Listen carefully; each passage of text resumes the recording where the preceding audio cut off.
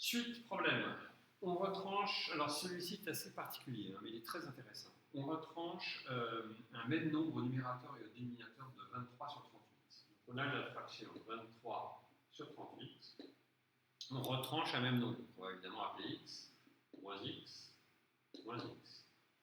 On retranche un même nombre au numérateur et au dénominateur, donc on écrit ça. Et on obtient quoi? On obtient l'inverse de la fraction initiale. On obtient donc l'inverse de 23 sur 38. C'est un bon exercice, rappel, hein. L'inverse de 23 sur 38, c'est 38 sur 23. Okay, sur 23. Bien. Donc, produit en croix. Je vous rappelle le produit en croix. A sur B égale C sur D. Quand on a ça, c'est l'équivalent à A fois D est égal à B fois C. C'est ça le produit en croix. Ce truc-là, c'est pareil que celui-là. Avec des nombres non nuls. Avec des nombres non nuls. Maintenant, ici, on va le faire. Donc, on va faire ça fois ça, c'est-à-dire 23 facteur de 23 moins x, égale ça fois ça, c'est-à-dire 38 facteur de 38 moins x. D'accord? Ça et ça, c'est la même égalité, en fait. Ensuite, on fait le calcul. 23 fois 23, ça fait 529. 23 fois moins x, ça fait moins 23x. Égale 38 fois 38, ça fait 1444. 38 fois moins x, ça fait moins 38x. Ok, ça va? Bien. Qu'est-ce qu'on fait maintenant? On met tous les x de l'autre côté, on va tous les mettre à gauche, et je rajoute plus 38x. Si je rajoute plus 38x, ça fait 38x, donc moins 23x, égale 1444, moins 529. Là, j'ai fait deux opérations en une fois pour aller du temps, mais vous faites des pauses et vous le faites tout seul. J'ai rajouté plus 38x des deux côtés, donc ça a enlevé celui-là, ça en a mis un ici, et en même temps, j'ai ajouté moins 529 des deux côtés, ça a enlevé celui-là, et ça l'a mis ici. Vous faites le calcul. Ça fait 15x, et ça fait 915. Ok? Et donc, finalement, qu'est-ce qu'on fait pour obtenir x? On divise par 15, on divise par 15, on obtient ici x égale 61. Voilà. J'avais fait les calculs avant parce que je me doutais bien d'un truc un peu casse-pied, donc je ne fais pas 38 au carré de tête. Voilà. Donc x vaut 61. Alors vous le faites, vous essayez, alors bien sûr vous faites ça, et en plus de ça, vous essayez, vous faites 23 moins 61 sur 38 moins 61, et regardez, effectivement, ça donne bien 38 sur 23. Ça donne bien l'inverse de la fraction qu'on avait au départ.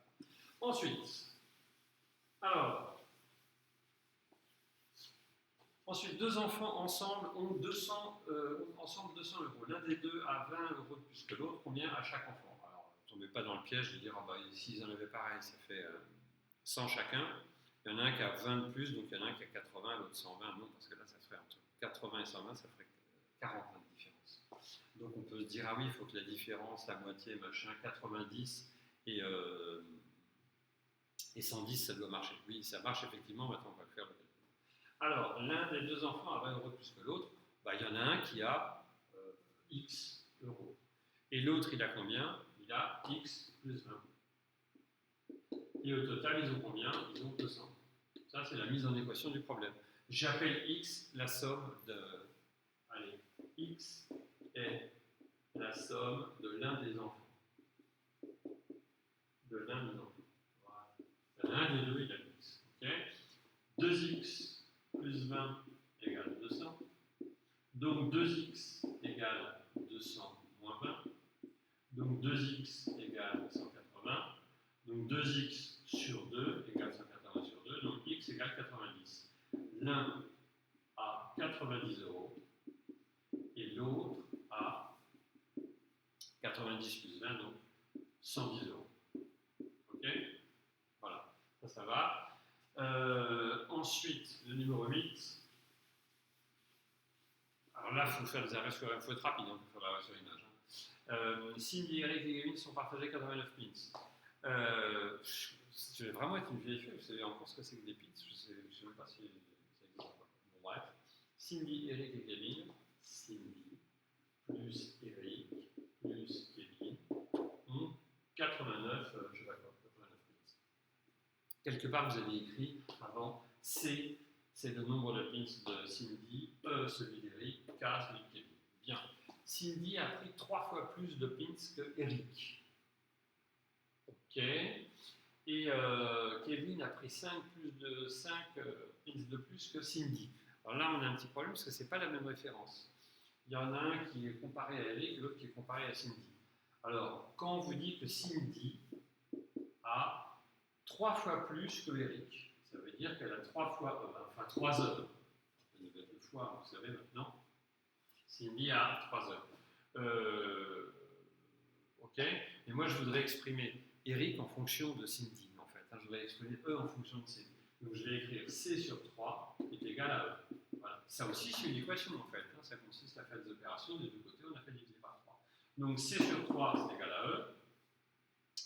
Et K, alors, on a K est égal à 5 de plus que Cindy. Donc, K est égal à Cindy plus 5.